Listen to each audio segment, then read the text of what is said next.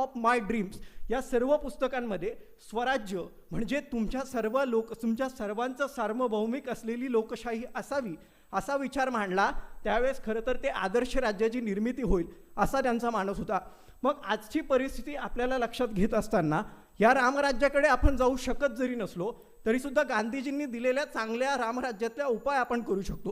म्हणजे पर्यावरण, कृषी क्षेत्रात ज्यावेळेस गोमांस हत्याकांडावर आम्ही विधानं करतो, राजनैतिक ट्रोलिंग करतो, धार्मिक ट्रोलिंग करतो, अशा काळामध्ये कृषी क्षेत्रात गायी पशु यांचा सन्मान करत ते आम्हाला कसे उपयुक्त ठरू शकतात याचं महत्त्व आम्ही समजून घेणं महत्त्वाचं आहे.